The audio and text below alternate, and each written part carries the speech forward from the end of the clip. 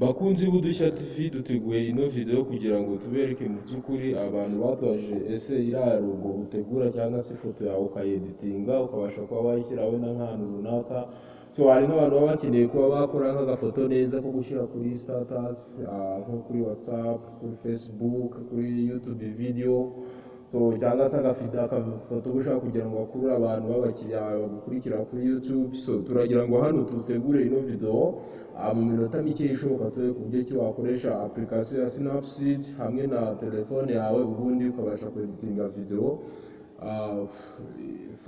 video photos wabasha gushyira kuri YouTube cyangwa se agafoto washyira ahantu runaka. So tutegura kano ka video kugira ngo tubibereke. Uraza ukareba application yitwa Snapseed, warangiza ukaza kuri file ugatoranya ifoto yawe uyifite kuri files ukayitoranya. Hanyuma wamara gutoranya ifoto, urabona aha ngaha uraza ugashaka ifoto wenda ushaka kweditinga, ukayitoranya kuri files. Hanyuma icyo ukora nta kindi, iyo umaze kubona ifoto yawe ukora send, ukayisharinga, warangiza ukayisharinga kuri Snapseed. Application nyine nayo ugomba kuba warayidownloadinze iri kuri telefone. Hanyuma ugafata ifoto ukayifungura bisanzwe, wenda dufata iyi ngiyi, hanyuma ukayisharinga kuri Snapseed. Ugakora kuri share, ugashaka Snapseed, urayibona ngiyo hasi mo hagati ukuyireba. Snapseed ukayifungurira muri ugafunguraho ifoto yawe. Hanyuma urabona yamaze gufungukira tayari kuri Snapseed. Icyo ukora uhita uza kuyeditinga, uraza kuri tools. Hanyuma urabona ko tools hariho amatools menshi wakoresha edit ushaka bitewe n'ibyo ushaka gushyiraho. Urabona hari utuntu twinshi. So twebwe icyo tugiye gukora, tugiye kwadingaho indi foto, utundi dufoto tubiri nitwo tugiye kongeraho.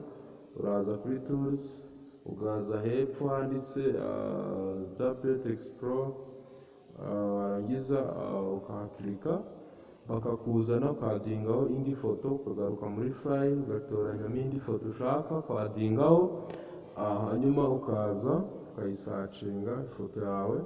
Urabona ko gusacinga nk'ifoto runaka ushaka gushyiraho nabyo ntibyoroshye. Turaza kureba ku buryo bworoshye wabasha kuyibona mu kanya. Urabona ko nk'ubu wayishaka rwose nk'ifoto ndi gushaka, urategereza ukayibura. Twayibonye ngiyi.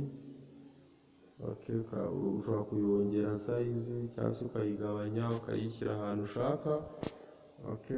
Wenda ukayishyire wenda ni urugero ushobora kuyongera, ushobora kuyigabanya, ushobora kuyikorera ukuntu ubishaka. Kugira ngo mwayibonye ko ushobora kuyirisayizinga kandi ukoresheje telefone, nta mashini, nta software. Ni ino application yonyine ya Snapseed.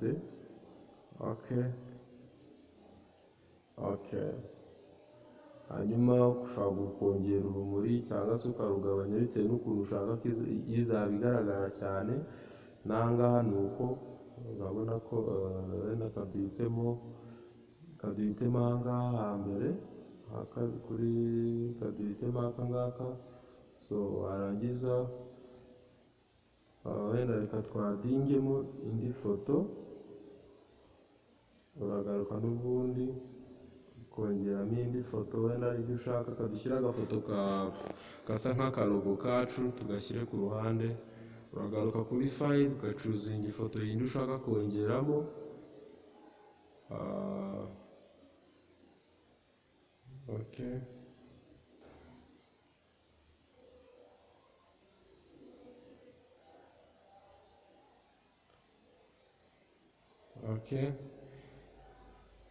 Urabona ko no gushaka ifoto wenda ushaka gushyiramo ntabwo byoroshye. Turaza tubereke aho wanyura. Urabona hano hejuru kuri ari uturongo tune, ushobora kuhagenda ugahita ubona ifoto byoroshye. Mu gihe kuyishaka gutya nabyo byakugora, urahagera ugahitamo ahantu hari photos, ubundi ukabasha kuba wabona ifoto ukeneye ku buryo bworoshye.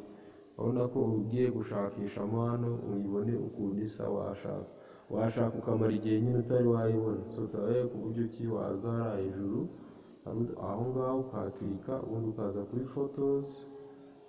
Muri kubibona hano hari photos. Ukahaklika wenda iriya foto twayibitse kuri Snapseed n'ubundi tukaza tukaharebera. Okay, urabona ko ukaza hano kuri Snapseed kuko ariho ibitse. Okay, warangiza ukakirika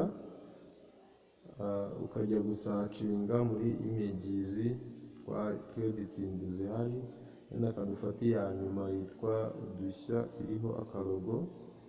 Okay, nayo iyo umaze kuyikirika isanga ya yindi twari turimo tweditinga. So warabona yahageze, urayongera cyangwa se ukayigabanya, wenda akaduhitemo kwishyira nayo mu nguni hejuru.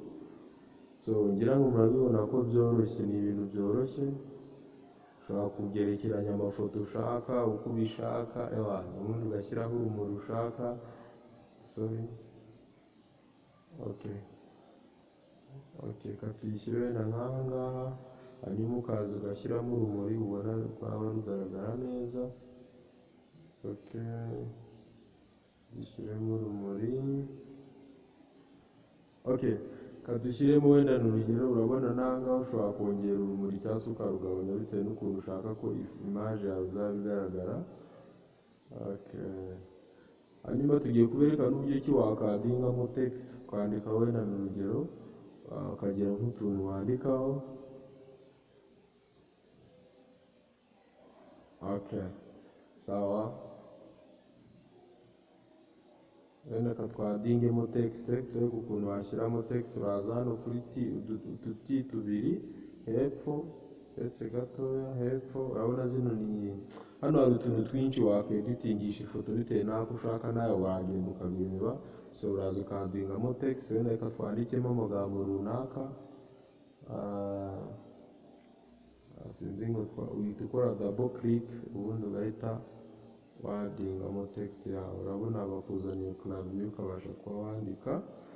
So wenda katwandike ibihera. So hano wandikamo ibyo ushaka bitewe n'uko ushaka ifoto yawe byiza kuyipresenta. So wandikamo ibintu ushaka nyine. Okay, wenda twandikemo gute. Hano wakwandikamo ibintu ushaka. So wowe uraza ukandikamo ibintu ushaka bitewe n'ifoto yawe ushaka wenda gushyira ahantu runaka. Hari n'igihe wenda yaba ari nk'ikintu ushaka gufotora ukaba washyiramo ku cyapa runaka ugiye nko kwamamaza nk'akantu. So nibyo wandikamo nyine. So wenda katwawe cyo kwandikamo ibyo tubonye, nayo hano wakwandikamo ibisobanura ifoto yawe nyine. So uko ushaka wenda kwigaragara, ushobora kwandikaho izina ryawe, ushobora kwandikaho ikintu ushaka. Okay, ubundi warangiza ukanabitondeka ukuntu ushaka ukoresheje ino bar space yo hagati. Okay, wenda twandikemo gutya, ushobora kuza hano ugakora kuri bar space ukagenda ushyiramo aga space bitewe n'ukuntu ushaka ko biza kuba bigaragara, ugashyiramo akantu k'aga space. Ngira ngo muri kubibona ibi ngibyo nawe wabikora ukuntu byumva bitewe n'ukuntu ushaka gutondeka. Sorry, bitewe n'uburyo waba ushaka gutondeka amagambo ushaka kwandika ku ifoto. Okay, ushobora kuza hano ugashyiramo aga space. Sorry. Ikindi tubabwira, mwe mugende mukore subscribe kuri YouTube channel yitwa Udushya TV. Dufite logo itukura, iyi ngiyi mubona twadinzeho nyuma. Hanyuma urabona amagambo twashaka kwandika yahageze. Shyiraho color ushaka ko biza kuba bigaragaramo. Okay, urabona hano hari amacolors menshi, uhitamo ibyo ushaka n'uburyo biza kuba byanditse, uhitamo uburyo ushaka. So ushaka guhitamo uburyo nyine wumva wifuza. So wenda reka duhitemo ubu buryo. Okay, hanyuma dushyiremo wenda n'akabara k'umuhondo. Hano hari amacolors menshi, shyiramo akantu ushaka ko kazaba kagaragara.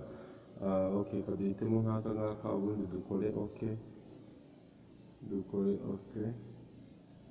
Okay, ukore done. Ifoto yawe ugikora done ihita ijya kuri file hamwe ushakira amafoto. Iyo uhageze ukajya muri Snapseed photos uhita uyibona kuri file yawe, ukaba wabasha kuyishyira kuri WhatsApp, ukayishyira kuri Facebook, ukayishyira kuri YouTube videos yawe, ukayohereza inshuti yawe ukeditingana, ushobora kweditinga n'agafoto ka famiye ukakaboherereza. So ni ibintu byinshi. Ahangaha icyo tubasaba ni uko mukora subscribe kuri Udushya TV YouTube channel, ubundi tukabana gatanu kuri gatanu. Icyo tubasaba ni uko mukora like kuri video ya mwayikunze, ubundi mukabereza n'inshuti zanyu. Ubundi umuntu wese wifuza gukora ibintu bya video editing akoresheje telefone, ibintu byose wakora ukoresheje telefone, so wadusura kuri channel yacu yitwa Udushya TV YouTube channel. Ubundi ukabasha kureba hari application turiho turasobanura amatutorials kuri uyu munsi. Muri iyi minsi niyo turiho yitwa KineMaster. Wagenda ukareba uburyo ibasha gukora amavideo, aho ubasha gukora video nta jwi ryawe ukoresheje, nta foto yawe ukoresheje, kandi ugakora video yabasha kugenda ahantu hose kabisa ikagenda imeze neza. Video ikurikira turareba uburyo ki washyira umuziki w'ubuntu bino video, nabyo turaza kubibereka. Cyo tubasaba ni ukugumana natwe. Ikindi tugiye no kubereka uburyo ki wakongeraho kandi ka video, ni ibintu byinshi. Ubu ngaho wamaze kuyisevinga tayari, yagiye kuri file yawe. Ubundi subscribinga, ubundi tubane. Tubafite utundi tuntu twinshi twerekeranye n'ikoranabuhanga ukoresheje telefone, uburyo